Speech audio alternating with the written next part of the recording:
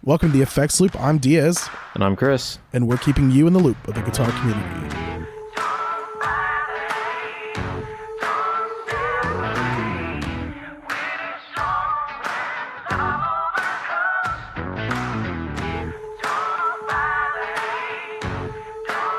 All right. So that was the intro music.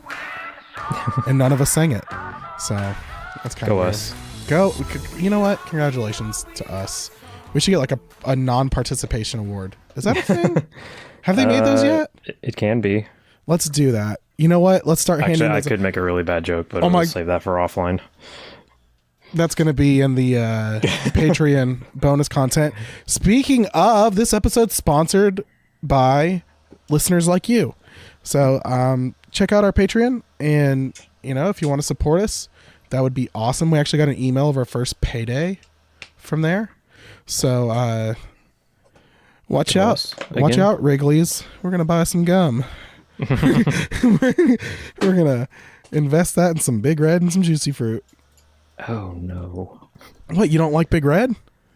I wasn't the biggest fan of it and wasn't a huge fan of Juicy Fruit. You know what was a sleeper for me? Double Mint. Yes. Because it was kind of sweet, but it had a nice minty. That was like one of those things where you're just like, you know what? Even though this seems like it's for older people, as a kid, I was like, this isn't as bad as I thought it would be. Was that their spearmint, or did they have a separate spearmint?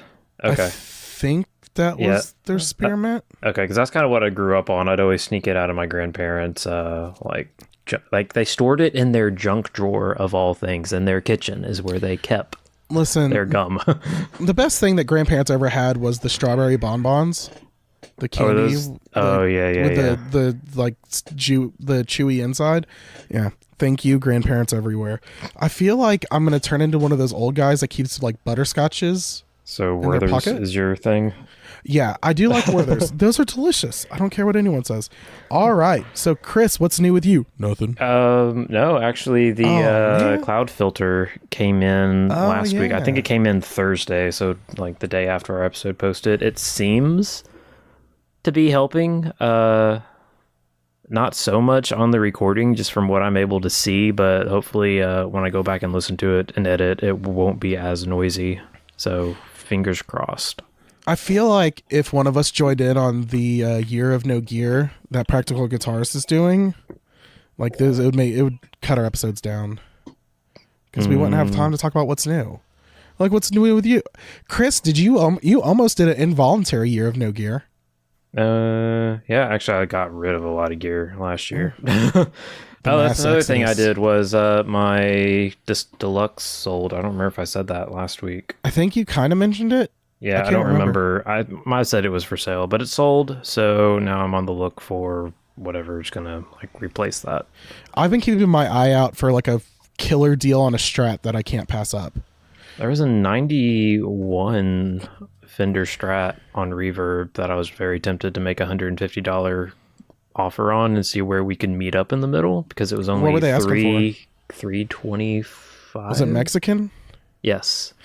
I feel like nothing against the Mexican Strats, but I got turned off because I bought an early 2000s Mexican Strat one time, or maybe it was a little bit later. Maybe it was like 2005 or so. Mm-hmm. Because I got it. It was one of the matte finish ones. It was like a purple. It was kind of like a purple, and the neck on it, like the edges of the neck were really sharp.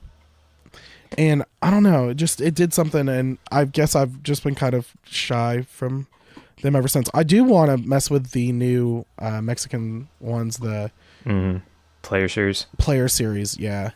Yeah, I wouldn't mind getting another 90s one, because the one I had was really, really good. I really didn't want to get rid of it, but I want to get like a 90s made in Japan.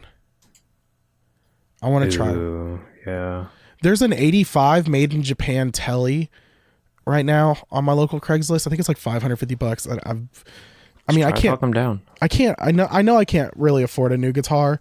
That's why I'm kind of waiting for like the too good to be true deal to happen. And that way I can like tell my wife, like, come on, Jess, let me get this. It's too good. I can't pass it up. But it might not happen. And I don't think I have anything new this week. I'm still waiting on my Danelectro Billionaire set to come in. But wasn't that like supposed to be shipped like 2 weeks ago? I paid for it like right after Christmas. And the guy messaged me as like, I just found a box and my printer wasn't printing labels and stuff like that. And whatever. I'm not really like, I don't need them really bad, but I am expanding on my Danelectro collection. So I know that's your thing. Yeah, I don't know. I need to get a tuner from the big box series, and I need to look more in the Billionaire line and see which ones I don't have, because I think there was a couple of them that I don't have, because right now I'm getting the Boost, the speaker, like the Leslie one. Mm-hmm. That's the one I'm actually most excited about, because I've never really messed with a Leslie or like a speaker, a rotating speaker. Right. And then I've got the Texas Trouble, the CEO Tremolo, and then I got the Cash Cow, and the $1 Billion Boost. So I'm guessing the Texas Trouble is kind of like a tube screamer, and the Cash. If I had to assume, yeah. And the Cash Cow's probably a clone. Maybe I need to look it up, but it was really one of those impulse things that I probably shouldn't have bought, but hey. So it wasn't too expensive, right? No, it was like $135 shipped. Yeah, that's not terrible. But yeah, I've got to get some more. I really want to get the Danelectro, that a lot of them have the demo boards for the big box pedals, and I want to get that because this is coming on the demo board for the Billionaire pedals. Jeez, someone's got it on Reverb for $265. Sucker. It looks like you paid the price of what like 2 of these pedals are new. Yeah. So Pride of Texas is, let's see, Filthy Rich Tremolo, Pride of Texas. Yeah, it's not to, they're talking about the shape, paint it a shade of green. So you know what that is. Big Spinner spinning speaker, $1 Billion Boost, and then they're all made in China. That's all it says on them. Oversaturated classic tones cleans up. Yeah, because they on the Cash Cow thing, they really hit on the cleans up with the guitar volume control. So we all know what that means. Oh dang! Why is someone selling it for $72 new whenever they're like, Guitar Center has the Cash Cow has it for $65. Yeah. The Pride of Texas. Whoa. One of them says Texas Trouble, and one says Pride of Texas. Are there 2 separate ones in the series? I don't know. Let's see. Texas Trouble. That's what I'm getting. So that's an overdrive. I wonder if this is like a fully manufactured one, and that's like a one-off before they settled on a final name. Yeah, the Pride of Texas. It looks to be the same thing. Pride of Texas. And what was it called in the other one? Texas something. Yeah. I don't know. We'll see. I'll have some fun. That was definitely able to flip that for like $500 for that other Danelectro collector out there. Nah, I don't think I'll flip them. I don't sell a lot of Danelectro pedals. I usually keep the ones I get. I think the only one I ever got rid of was I sent a Bacon and Eggs to Blake from the Tone Mob. Isn't that the little amp? Yeah, the little crappy one that someone's like, it's broken. I'm like, nope, it's just supposed to sound like crap. But let's move on to gear news. All right. So that was like the most like hard transition ever. It's like, gear news. All right. So Martin 10 out of 10 came out with a new deluxe series. Promises a truly unique playing experience. You know what? I hate those like promises. Truly unique playing experience. I just don't. Yeah, because I mean, you're already one of the top names in acoustic guitars right now, so it's already unique. Yeah, I mean, you know what I mean? Everyone, when I play a Martin, I know what I'm getting. I'm getting a dark tone. Yeah. And a kind of like, I wouldn't say super fat neck. their necks are kind of wide, in my opinion. Yeah, these are supposed to be a little more narrow, though. Like, that's one of the modern things that they're throwing into these. Okay, so it's Martin making a Taylor? That's how I understood it, because like when I was reading the description of the features that they're putting, so I'll just read this now. Gold for frets? the modern, like they call them contemporary features, they're putting in a new neck shape exclusive to the range, which features a ultra low, slightly asymmetrical profile, promising comfort in all positions on the fretboard, which is exactly how I would have described the Taylor. What series was that? 8 series, I think. I got to try. I don't know. I'm not a big acoustic guy. Like, I love playing acoustic. I'm not either. Every once in a while. Yeah, but you at least looked into like some Taylor stuff, because didn't you do a Taylor demo? Mm-hmm. That's when you played Iris, right?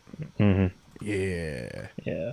And that was a super like comfortable guitar. So I understand why people will throw a few $1,000s into an acoustic. Mm-hmm. Well, and the thing about acoustic too is a lot of people who play acoustic aren't spending money on an amp and pedals and stuff like that. So you're going to put a lot of money into a higher quality acoustic, because that's where a lot of your sound's coming from. That, whatever pickup system you're using, and a DI box, like that's like your main thing. Because most acoustic players, they get, I mean, if you're an acoustic player who plays electric too, then you might be getting pedals. But if you're just a straight acoustic player, you just plug straight in. Or a lot of them just, mic guitars nowadays. Which I don't think these have. Martins suck for not doing acoustic electric. Yeah, I'm gonna say that. I hate that. That's one thing I love about Taylor, is if you pick up a Taylor guitar, you can almost guarantee it's acoustic electric. I don't know. Yeah, because is there anything to hit on that? Because we could just jump straight into the Taylor news. Let me just double check. These new ones are coming in like their classic shapes of the D18, D28, Triple O 28, and OM 28. Yeah. Which basically means nothing to me other than I know the D28 is your basic dreadnought style. And I know the yeah, and like that's literally all I know. And then the OM 28 stuff like that, that's like where it curves in a little bit more towards or it goes in more. So not quite classical guitar styled, but close enough. Oh wait, is it a triple O? It's kind of like a country. They do have a triple O 28 Modern Deluxe. Huh, interesting. Kind of looks more like the country thing where it's I don't know. What is that like called right there? I don't know. It's not jumbo, that's for sure. Well, no. So like when you have an offset guitar, it's because those two spots are not symmetrical. They don't go right across. What is the word I'm looking for? We're going to have to cut this out because I sound really stupid. David Hill, here you go. I'm competing with you. Fill us in. Fill us in. You can come and tell me stuff.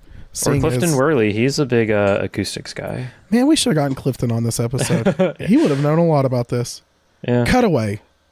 No, that's not a cutaway. Cutaway's up towards the neck. Yeah. What's the freaking thing? Right into the group. Let us know what. No, I'm gonna figure this out. That is. Okay. Well, while you think about that, we'll skip around a little bit. We'll go to Taylor teases a major new acoustic guitar launch. There's very little information on this right now. All it's really talking about is a quote unquote radical new V-class bracing.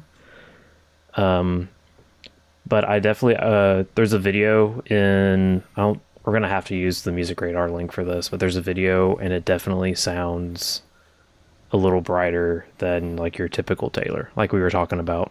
And Taylors already sound pretty bright usually. Yeah. So I don't know what their like price range or anything on this is going to be, but it's definitely probably going to be really good. So that's really all there is on that one because it was literally a tease. You can keep going because I'm looking this up. You're still thinking. It's still... all right, so then the next thing we have is Mad Professor announced they're launching the all analog double moon chorus flanger and vibrato. The thing that kind of set this apart for me was there's 11 modes, which includes how did they word this? Okay, there's 3 choruses, 3 dual choruses, 3 flangers, flanger plus chorus, and a vibrato. And if I remember right from the video, there was even double flanger thrown in on this thing. So if you want to get crazy with your 80s sounds, just throw maybe a Rat or DS1 in front of this and call it a day. Just throw the flanger and or chorus on. But it sounds pretty good to me. I'm not normally a chorus guy, even though I went and bought the Dimension C years ago. It's called the Waste, is what I see everyone calling it.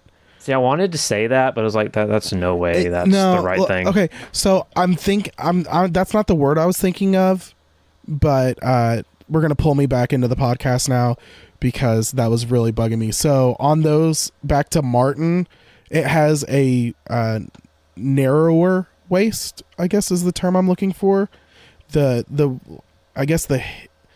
Where the waist would be goes in closer to the sound hole than on your other styles. All right, so let's talk about I'm sorry, that was just bugging the living crap out of me. But let's talk about that Mad Professor pedal. So you had some thoughts on it too. Yeah, I really do enjoy it. Mad Professor is definitely a brand that is known for making quality pedals, which is really cool. I mean, they've made a lot of stuff. What is they have the Golden Cello. I think the little compressor. Yeah, no. No, it's not. I don't think so. I'll pull up their website. Yeah, pull up their website. They've got the Little Green Wonder. They've got the One, and they've got quite a few really well-known pedals, and they're based out of Finland, which is really cool. I always enjoy seeing like gear companies coming out of other countries. Not saying that I think like everything should be made in America, but if it's not in America and not in China or like Korea or like your major manufacturing countries, it always interests me, and I always think it's really cool. But the Double Moon is really neat. I feel like I had one opinion on it, which is a personal opinion and a personal thing. I don't like pedals that do multiple effects in a single stomp enclosure. I like them if they have a preset, because this can do chorus, flanger, and vibrato. So I feel like unless you're wanting to bend down and change your settings mid-set, you're only getting one of those effects out of it. Yeah. But if you're using it like in the studio, or you don't mind twisting knobs and having fun, which I enjoy twisting knobs, but I don't like twisting knobs too much in the middle of a set, and if I'm trying to get a certain sound. But it sounds fantastic. I feel like this pedal, it doesn't have a price point. I believe it'd probably be around $199 is what I would expect. Maybe $179. Any less than that, and I feel like they'd be cutting themselves short. This is a great pedal that competes with the Julia. Let's see what else. What other big courses are out right now? I'd say mostly the Julia is like the big thing. Probably, unless you want to throw in the Behringer Third Dimension, just because it has 16 different versions. TC Electronics. Oh, was it TC? Yeah, that one's still TC pedal. Okay, I forgot. Yeah, them. Which is the same, same difference. Yeah, but it really, and those are two different worlds too, because the Third Dimension really is just like a push buttons and go. So this is but more. You still gotta like sit there and figure out which of the 16 or whatever combinations you want. Yeah, I feel like that's like trying to unlock your tone, like you're on like Legends of the Hidden Temple, and Olmec is like, find your tone. Up, yeah, that was like nice select. 90. Listen, I've been playing. So I did get not gear related. I did get a Super Nintendo Mini Classic, like the Super Nintendo Classic Mini and the Nintendo Classic, the small ones. And I hacked them and threw a bunch of ROMs on there. So now I've got like 200 games on my Super Nintendo and like almost 500 games on my regular Nintendo. Nice. And but my kids were like, dude, they have no clue what that's like to like play these games. I'm waiting for them to do the N64 mini if that ever becomes a thing. If they do an N64 mini, we're gonna take about 4 weeks off of the podcast because I'm gonna get fired from my job. But I was messing with them, and they're like, I still remember some of the codes. Like, to get to one of my favorite levels on Aladdin for Super Nintendo, the combination was Genie, Jafar, Aladdin, Abu, because you had to put the characters in line. And they don't realize that, like, games like Arrow the Acrobat, so you do the combinations. So you didn't save it, but you got the combination to get to the level you were at. Huh. And they had no clue about that. They're like, well, let's just save it and go. I was like, man, back in the day, you couldn't just save it. Luckily, with the new systems, it has it where you can do a save point. But, man, they don't even understand. I used to play on Sega Genesis. There was a Jurassic Park game. And they actually have it on Super Nintendo. And I played it. It's an aerial view game. And my dad and I, dude, we played that game hardcore. And we had they don't know about having to leave the game on all night. And sitting there be like, no one unplug it, don't turn it off. Your parents yelling at you about the electricity, and you're sitting here trying to figure out like basic, mathematics, trying to figure out how much it would cost. You're like, here, take the quarter. I don't give a shit. Yeah. Not that you'd say that to your parents, but you might throw a quarter at them. You might. But Golden Cello or the Double Moon Chorus Flanger Vibrato. I thought that all of the settings were really cool, and I like that. It's got a little bit of everything in it. This is one of those pedals that, and I think Mad Professor is this way too. You don't see them on a lot of the boards that we run with, like a lot of the P-dubs and stuff like that. Mm-hmm. But when you see them on like a working musician's board, like it doesn't surprise you. That's where I see them a lot. Mm-hmm. The Little Green Wonder, that thing has been like, I don't think I've ever heard anyone say anything bad about it. I haven't seen anybody say anything about it because, like you said, in the circles we're normally in, there's not much people. Yeah, Mad Professor, I think I kind of associate towards the like Barefoot Effects, BFJE. Oh yeah. We talked about them a little while back, but it kind of has that thing to it. Yeah, where it can probably just fly under somebody's radar. Yeah. Yeah, but yeah, definitely worth a look. If you, I really want to try one. Yeah, hopefully, this doesn't. I'm sure Guitar Center will probably have this at some point. I don't know. Guitar Center, if they have it, it will be in the like boutique area, like you see like the Keeley stuff and everything. Mm-hmm. So they might have it. Who knows? I'm really excited to try one at some point. Hopefully, I don't think Mad Professor was at Summer NAMM or anything like that. I don't think so. But they'll be at NAMM at least. Yeah. So. But if you don't get to make it to NAMM to check one out, according to this, it'll be available mid-March. Yep. So not too much of a wait. Yeah. Let's see. And then, so we talked about Taylor. Black Star lifts the lid on 3 new Studio 10 tube amps. I just dropped my phone. Good job. Hold on. Okay, man down. So we got to talk about this yesterday.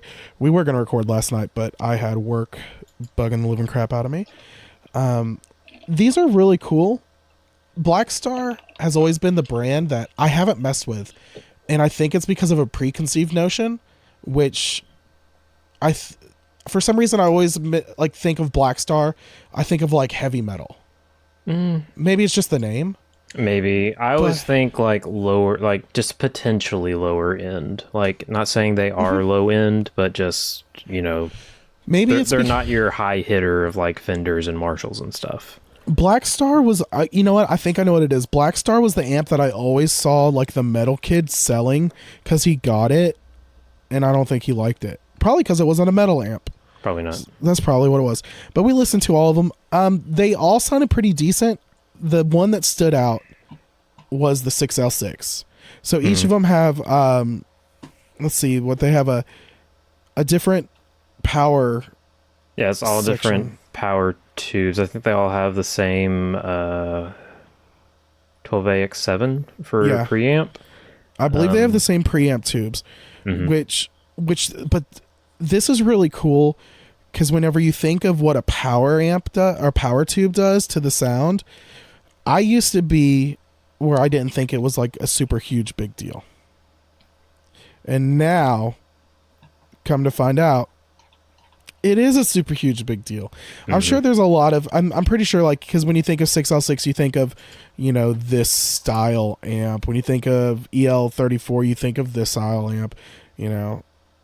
So I'm pretty sure that they designed the entire amp around it. But, you know, they got the same preamp tubes, and so you're kind of hearing a lot of different things.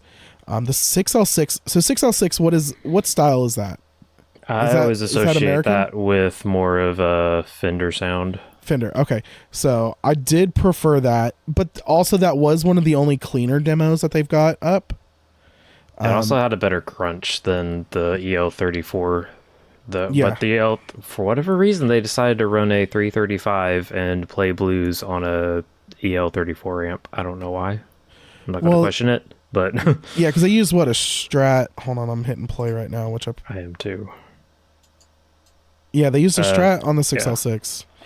And then on the KT88, what is KT88 more like? I don't know. It sounded like a little more on the high gain side, so it might be more like Mesa style, or maybe thinking. JCM 800-ish, like that territory. Yeah, but they also used like a semi-hollow on that too, and I'm like, what are you guys doing? Oh, no, it was a solid body P90. Was it? Yeah. Oh, well, I don't like P90s. Is that a Yamaha? What is that? Man, I don't think... I want a Yamaha Revstar so bad. Everyone keeps looking at them. Make that your goal this year. Okay, there we go. New year, new Diaz. I'm going to get a Yamaha Revstar by the end of the year. That's sell all your Gibsons and do that. Hell no. I love my Gibsons, man. You know what? I want a Strat and a Revstar. I wonder if Yamaha has like a Revstar that's Strat style. Look into that after. But they also have the one that looks like an SG, and I got a thing for SGs, so... But you already have a true SG. I know, but you can always have more. True. Gosh, look at Angus Young. What does he have, like 200 probably? I don't know. All right, just so to take on the road? Let's see. So they have a bunch of Revstars. I wonder if they have one that might be close to... Strat, because they're all double horned. That one's cool, but it's got P90s. I don't like P90s. That's a Chris thing. Yep. No, I don't hate them, but I can't make them.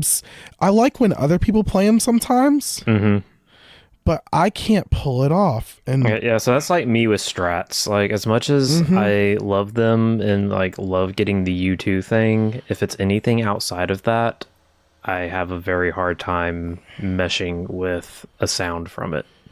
They've got these with these bridges that are kind of like Gretsch style bridges, but they got P90s. And if they did that... The Bigsby?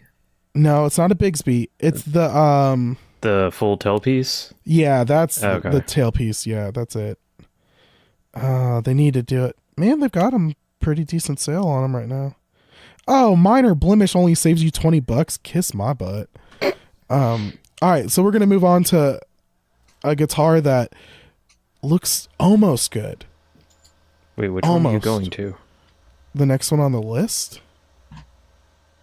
Oh, I didn't. That's the one I didn't open. Oh. It's the Epiphone Del Rey double cut. Returns as the DC Pro. So Gibson Epiphone had the DC, and it was a Les Paul. It was a double cut Les Paul. Mm-hmm. And now they've come out with. So I guess Epiphone had the Del Rey double cut. And I think that's who did it. Yeah, and now they're coming back and they're calling it the DC Pro. So if you're looking at it, Chris and I spent a little bit of time and trying to figure out what exactly it was. So the bottom horn looks normal. Ish. But it looks normal. If the top horn looked right, then that's true. If the top horn looked right, it would bring it all together. So the top horn, usually most top horns curve in towards the neck. These kind of just go out into their own little world. Is it a little more Strat-like if we had to put a name on it? Yeah, I agree. There you go. Actually, yeah, the whole thing, like if you stop looking at the, like, okay, since we looked it up earlier, the waist of the guitar down, I would almost swear this is probably a Strat. Yeah. Or a Strat copy. Funny thing is I love how you go on forums and people are like, oh, it looks like Gibson's trying to do a PRS, and I want to explain to them, Gibson did a double cut before this. Multiple. Yeah. These are actually 70s. The Del Rey double cut is a 70s guitar. Mm-hmm. Like, so they did it before PRS. Yeah, but true. Let's see. There's a 24 fret. Is it Pa Pharaoh? Po Pharaoh? Papa? I don't know. Fingerboard? It's a fancy wood. That's not. What's it's not ebony or mahogany, rosewood. Yeah. But it's got 18-to-1 ratio tuners, a treble bleed circuit, which is pretty cool. It does have coil tappable pro bucker humbuckers. So it's not a horrible guitar. It just looks a little off. The one thing I do love is the headstock. I love when Epiphone does the like not flowers, but like the stem.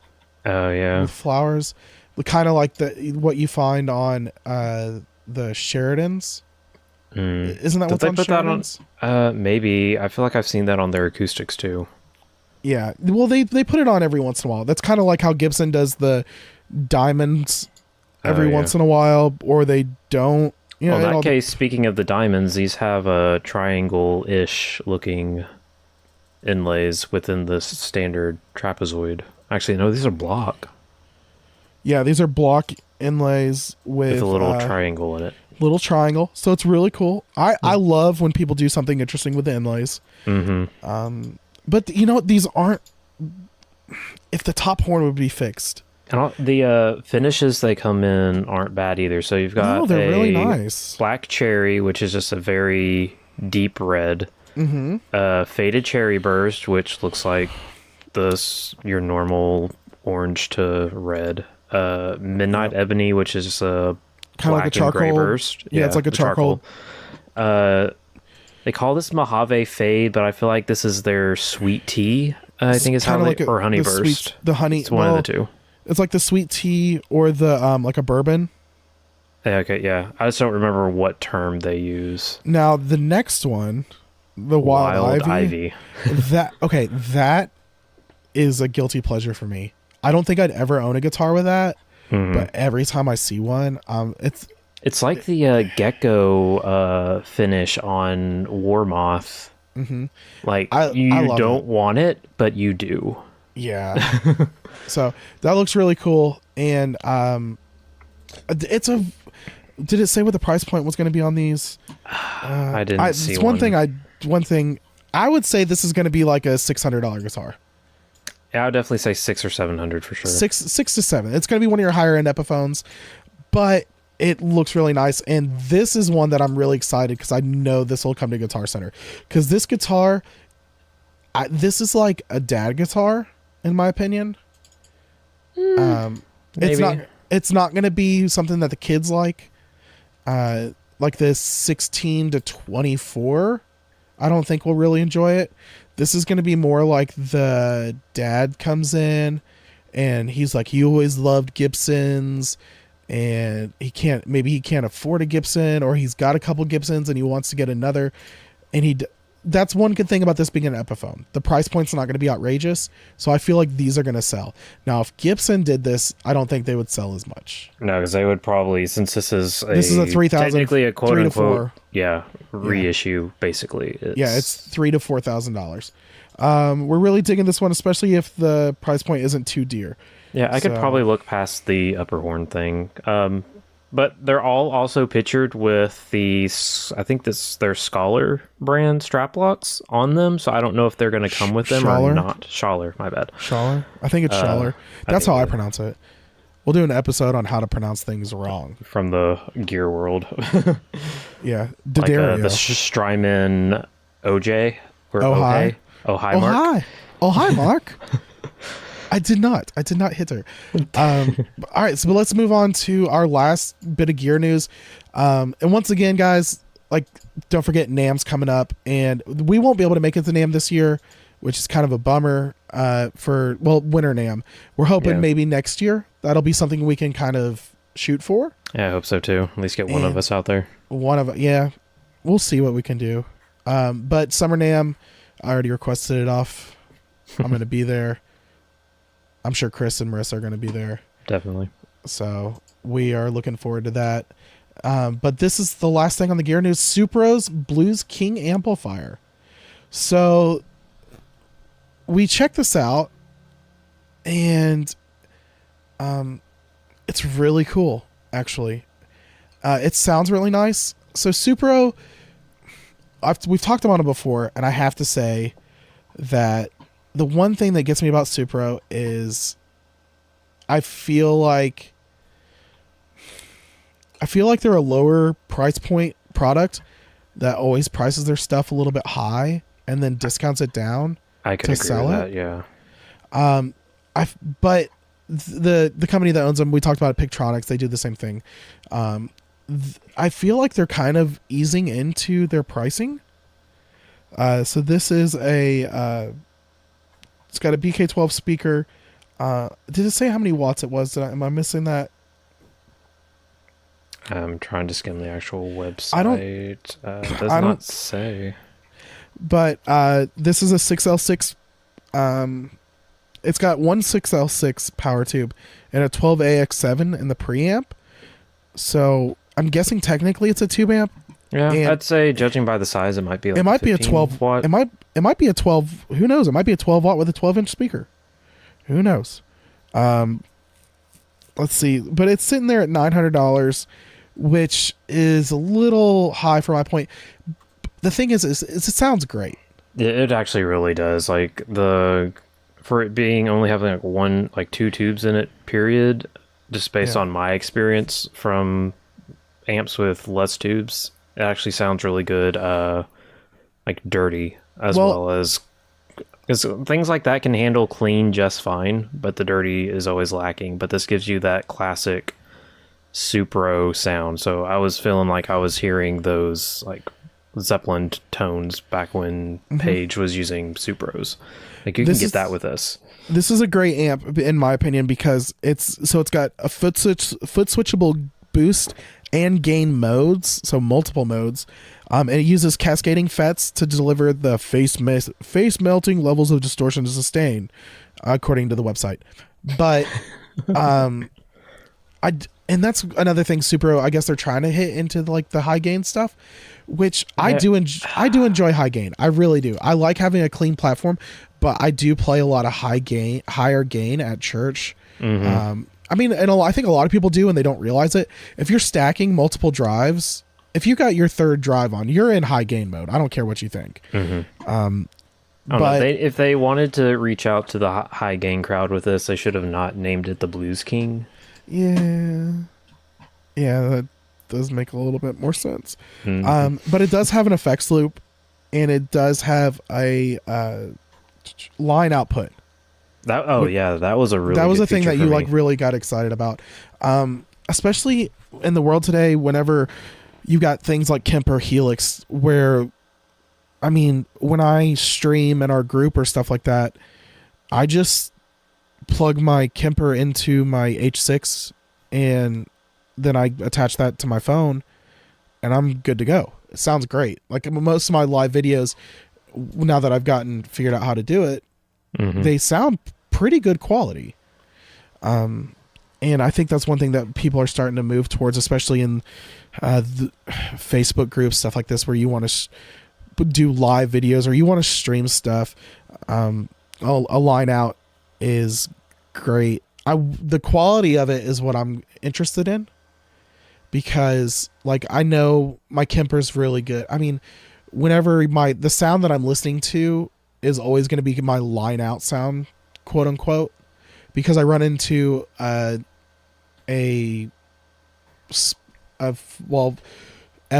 speaker, which that would be a whole nother discussion. Or I listen via headphones so I know what it's going to sound like. Yeah. That's one thing I want to know about this is how close it sounds to what you're hearing out of the speaker. Well, from what I'm reading as I pulled up the manual, the line out it comes from a buffered preamp output. Okay. So you're not going to have that power amp saturation or speaker breakup. Well, that kind of sucks then. Yeah, but that's still...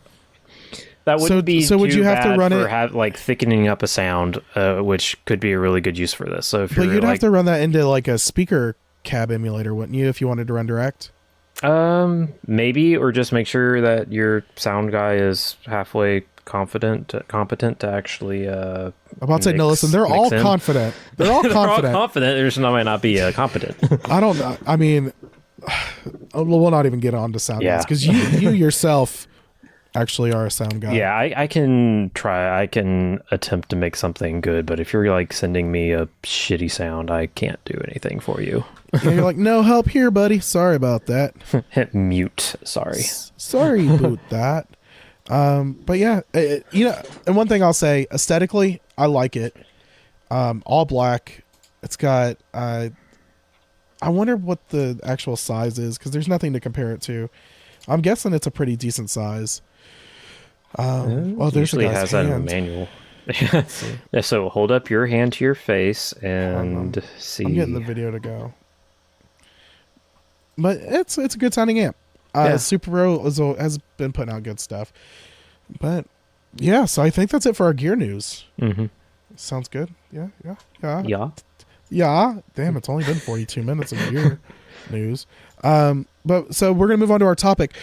Today I was actually enjoying not being in the middle of drama on Facebook and was watching. I'm in a group that is very entertaining to be in called Cover Band Central.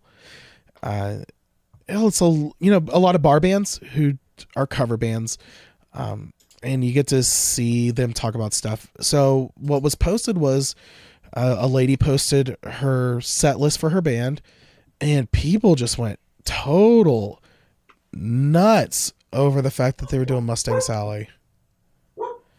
And Chris apparently had never heard Mustang Sally until today. Yeah, and even then I like skipped through the YouTube video because it's like, where's the annoying part of this? Oh, I was about to say, don't insult Mustang Sally. Well, but I wanted to talk about for our topics is being in a bar cover band or any entertainment, cover band and how you pick your set list and stuff like that. So there's always the argument and people are always worried about it. One of the things I found out early, doing live music is people want to expand their set list too much. That's one thing I can always say, because if you're doing a 4-hour show, like say you're booked for 4 hours, okay, you're working 7 to 11, you play those 4 hours, you're gonna play probably 3 of them. You've got 15-minute. You got to take your 15-minute breaks, and there's talking, stuff like that. So not even 3, maybe 2 hours, 45 minutes, 2.5 hours if you're really good. By really good, I mean the fact that we used to try to see how little we could play and still get paid and make money. And that was doing a lot of like patio stuff. That wasn't really like full bar band. So that's a different world too. But repeating songs is not of the devil. That's another thing I learned. Especially if you do it late enough in the night that you have a crowd rotating out by then, hopefully. Yeah. Well, we always played at places where people are dining. That's another thing too. You got to see if people are. You got to like feel the group. If people are dining and leaving, hell yeah, play the song that people reacted to earlier. Play it again. And if people enjoyed it the first time, they'll enjoy it the second time. Yeah, so play All-Star once an hour. No. But I see a lot of people, they're like, oh no, you got to have like 70 songs. I'm just like, maybe like in your total rapport, but you don't need to play 70 songs a night. That's another thing. But what are some songs, Chris, that you feel are overplayed Because Mustang Sally apparently is one that people feel is way overplayed and they're tired of hearing. Which honestly, like, it's bluesy, and since I'm in Memphis and one of the guys that I've always gone to shows to does blues covers, he mostly sticks to like Hendrix and like BB King stuff. Is Hendrix blues? No, but he still he like does he blues it up? Kind of, and he kind of just does it the same thing. I'm looking for my playlist on Spotify real quick because I've never really like been in a situation where I've heard something be played that's like, okay, every other band in the city's doing this. You know what I mean? Yeah. There's a lot of people who are like, I don't want to, everyone does that song, I don't want to do it. Well, everyone does that song for a reason. Yeah, so like, I think another thing I've seen complained about in that group has been like maybe Living on a Prayer, like stuff like that. I feel like, well, some of the songs I feel like you should do if you've got the people who are capable of doing it. Mm-hmm. And then there's the songs that everyone feels like obligated to do. Like, I don't know. There's just some weird ones. What was one of the first cover songs you ever played live? I know mine. Mine was Knocking on Heaven's Doors, Guns N' Roses version. I think it was either Your Guardian Angel by Red Jumpsuit Apparatus or Everything by Lifehouse. So that was my territory, dude. Back then. Everything by Lifehouse. I used to do that at Celebrate Recovery. We used to do that. Oh, dude, I killed it. I'd knock that one out of the park. Mm-hmm. That was always a favorite of mine. I love doing that song. I've still got it in my lineup for in my playlist, just for like if I needed to pick like cover songs to do. If anybody was ever like, "Hey, can you like throw a band together and come do stuff?" I'm like, hold on. I actually just found my binder that had all my songs that I used to play. Mr. Jones by Counting Crows, which really kind of pisses me off because I went and saw Counting Crows live and they didn't play Mr. Jones, but I can do it, but they can't. She's So High by Tal Bachman.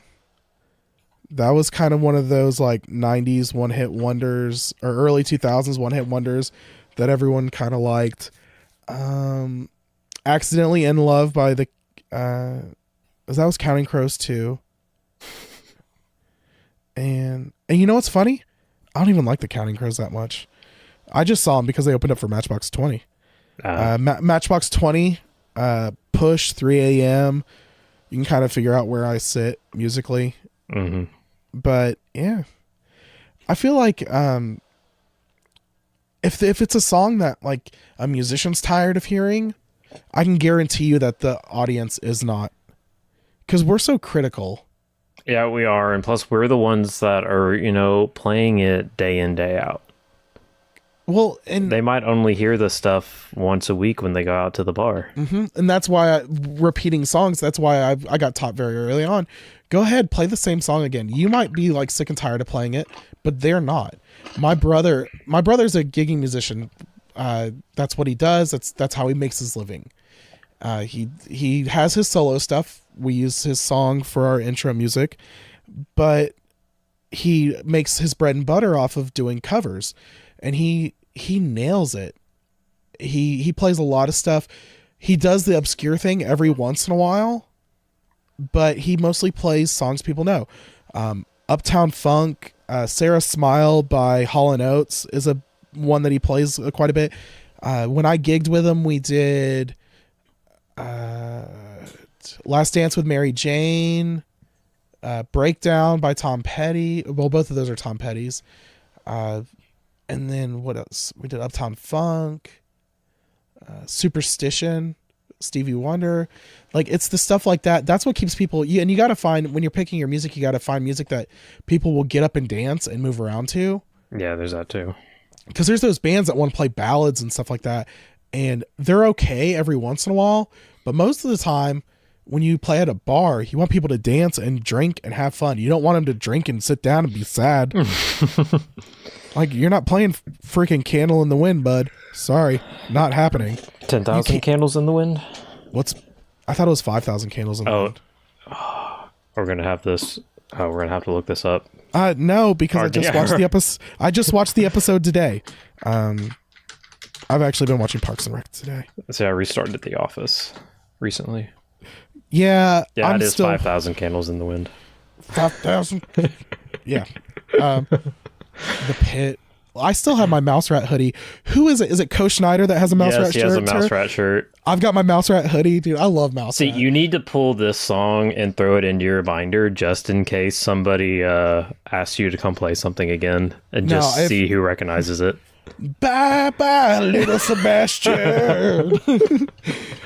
Oh my gosh, I would do The Pit though. That was my favorite. Have you ever heard? What was it on the Valentine's Day episode? What song did they do? It's gonna bug me. Sex Hair? No. Municipal. I love how we were like gonna try to have a topic and then just what was it? It was a cover. They did. What the heck? Why is it says my internet's down. Well, I still hear you, so. Yeah. Oh man, it's gonna bug me. I know that it's not The Pit. No, I mean, I'm sorry. I'm like looking through the list. The way you look tonight, just the way you look tonight. Oh yeah, they did that song. That was pretty cool. I'm going to have to save that for a different episode. Have a topic of favorite fictional band songs. Yes. What's your favorite fictional band? Mouse Rat's probably one of my favorite fictional bands. What was Jack Black's band in the School of Rock? School of Rock, like the first, like the one he started off in. That kicked him out. Oh, I can't remember.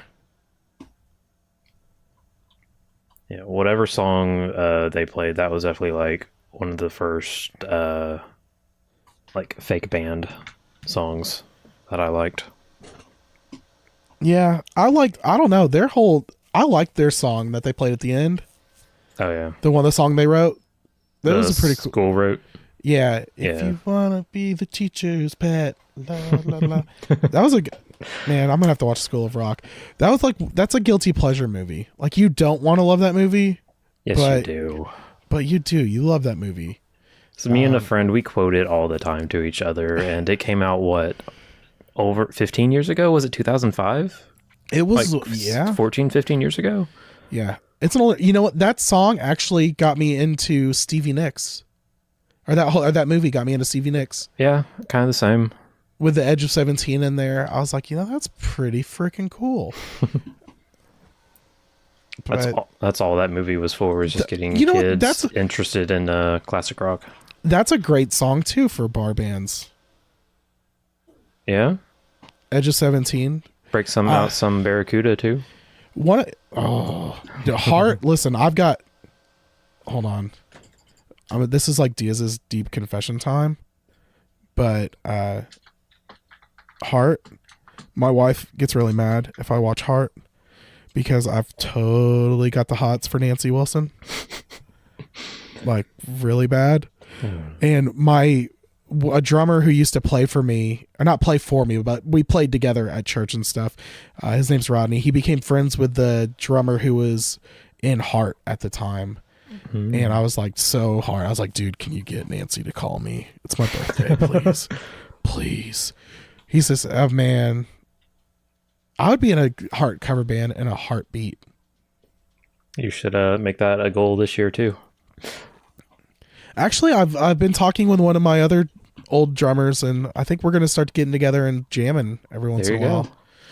I've really been like wanting to do something outside of church music. Like, I love playing for the Lord, but it really stinks whenever you can't do a crazy wah solo. Like, it doesn't happen. You can't kick out the wah too much in church. Break out Jesus is a Friend of Mine by Jesus Sunseed? Yeah, Sunseed.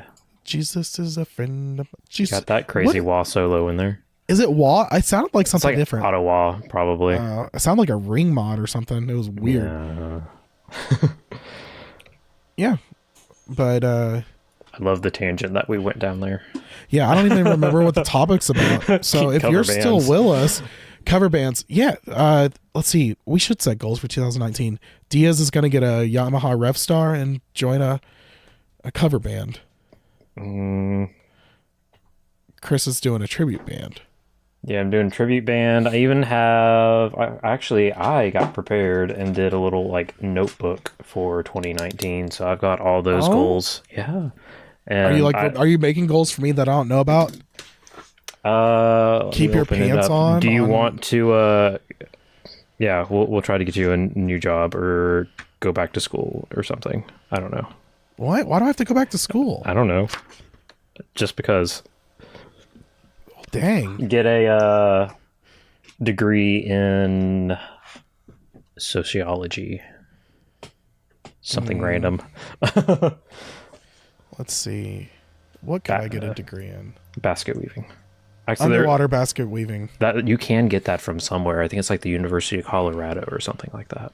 No freaking way. I think so. That's horrible. That's the worst.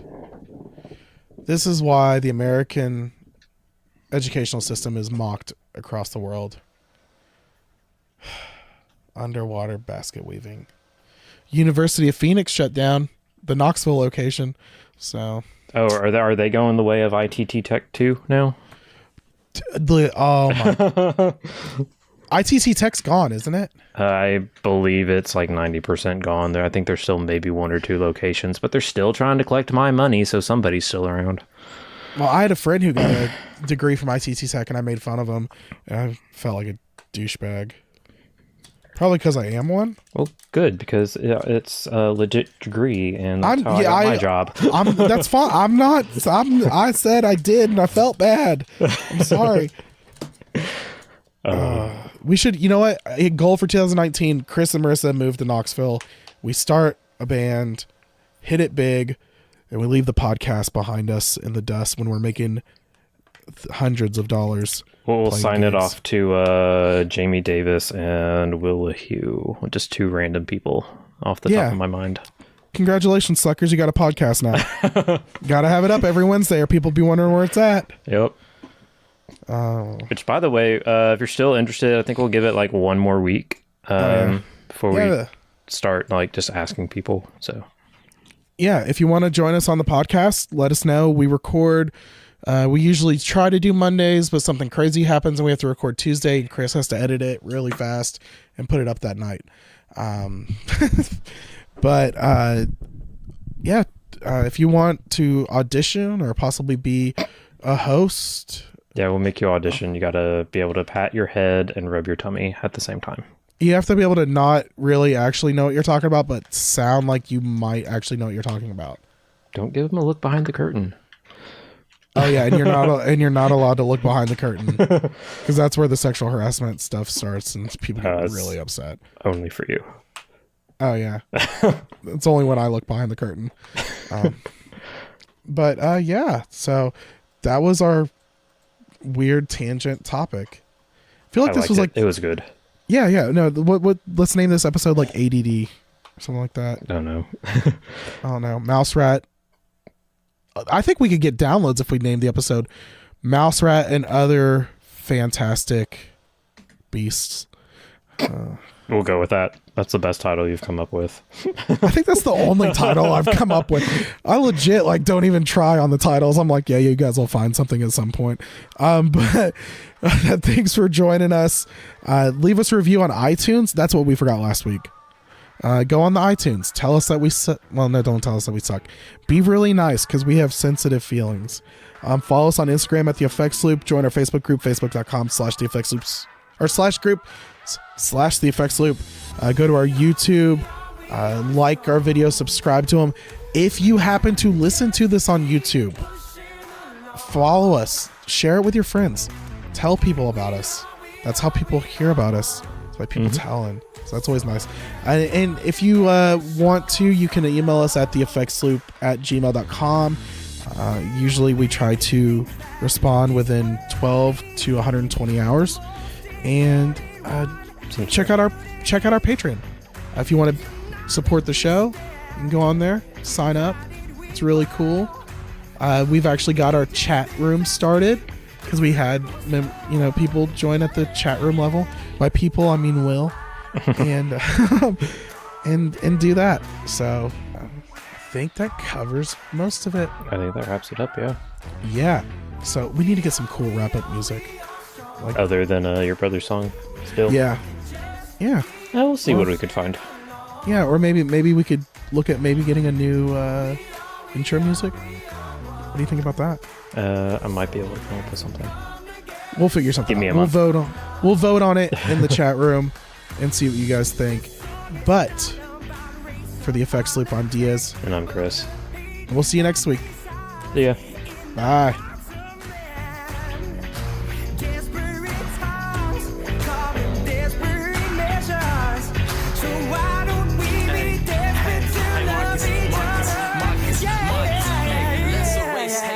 Dictionary, why is negativity always drawn out? Picture every visualized love, energized lives together. We undefeated, a plan to make weathers, no gloves needed. When we weed into the mindset of achieving and believing in a community that remains happy. Feather after, the world should be one. Hate annihilated, every heart is one. Love again. So don't